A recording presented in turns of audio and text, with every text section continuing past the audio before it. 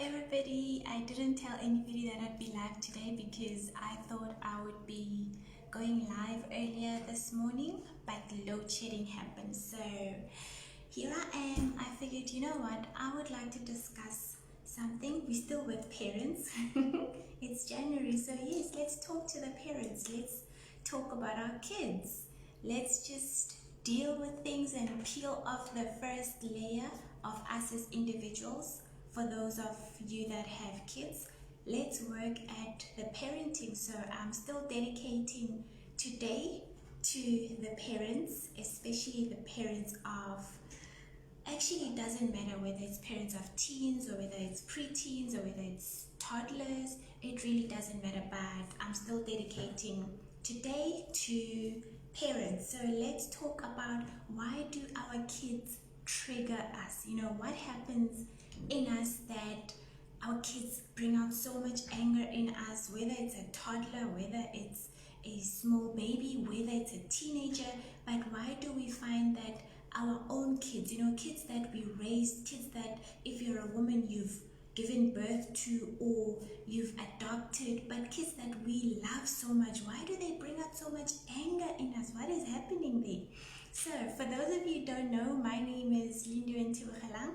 I am a self-discovery and development coach, and I also coach and mentor teens, which is why I keep talking about kids. You know, there's no running away from kids. I just love kids, so yeah. All right, so one of the main reasons why we get triggered by our kids or we get angered by our kids is because we still need to work on ourselves. So a lot of the times our kids will reflect back to us what we have not yet worked on. So you'll find, for example, let's say your child seems to be very dominant in the house, right? And every time you tell them to do something, they want to ask you why, they want to argue about, you see it as them arguing about it, they want to debate it, and that annoys you, right? And you find that maybe you have not, that's them reflecting back what you are, right? You could find that you yourself are actually just as opinionated because we sometimes don't like using the word stubborn, but to be frank, sometimes you are actually that stubborn. Sometimes they are just, it's like they are a mirror. They reflect back what you are. And you know, when you haven't taken a bath, or when you haven't put on your makeup, if you love putting on makeup, or when you haven't made yourself look pretty, you sometimes don't want to look at yourself in the mirror, right?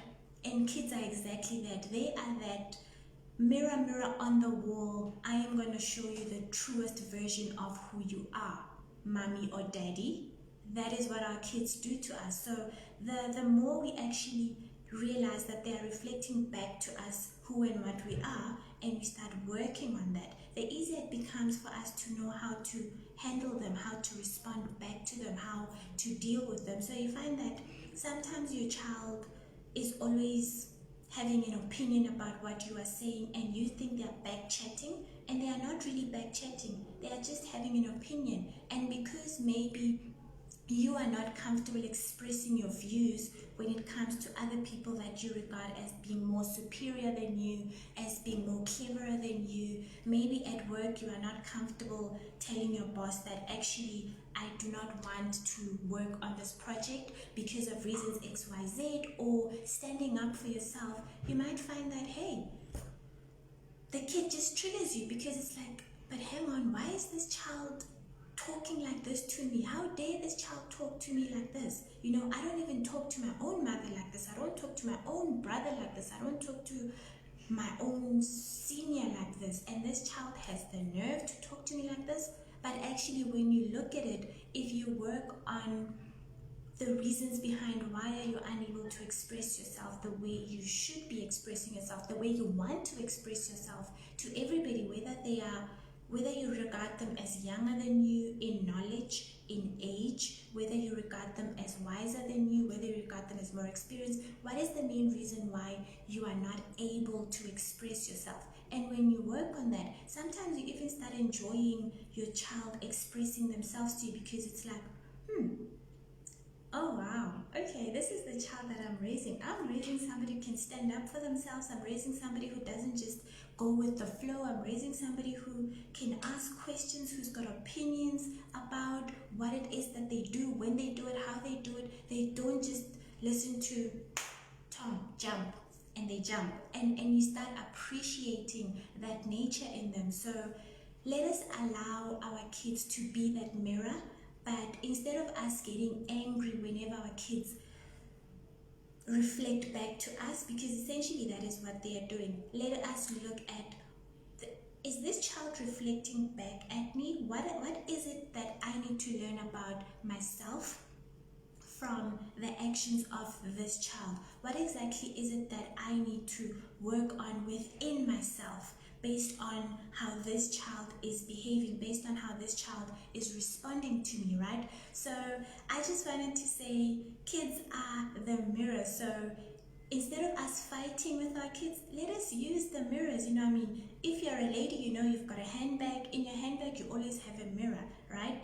And they say when you want to know the devil, look in the mirror. I say when you want to see the angel, look in the mirror, right? And kids are angels, regardless of what it is that they do. So we brought them to this world. Let us take them out of the handbag and actually take that mirror and look at ourselves and start reflecting. Let us let our kids help us to heal ourselves, because sometimes I found personally with me, I did a lot of healing as soon as I became a mother, because all of a sudden I started having to look at my actions in depth. I started having to look at my thoughts, my actions, because then I understood that whatever it is that I do or think, it has a direct impact on my child. So you might find that sometimes maybe your child actually doesn't want to cook, you know, or they cook a lot, or they clean a lot, or they don't clean at all, and that frustrates you as a parent, only to find that it has to do with how you value yourself and how you interpret being valued. So if, for example, you feel loved if somebody provides you with a service, if somebody serves you, if somebody makes you a cup of tea, if somebody makes your bed, if somebody makes you that nice sandwich, if somebody says let me rub your feet, you know, if somebody says let me wash your car, if that is how you respond to being loved, and your child does not actually want to wash the dishes, and for you, in your mind, in your heart, somebody helping you with the chores is actually a direct way of them saying I love you, now you start feeling like you are not being loved simply because this child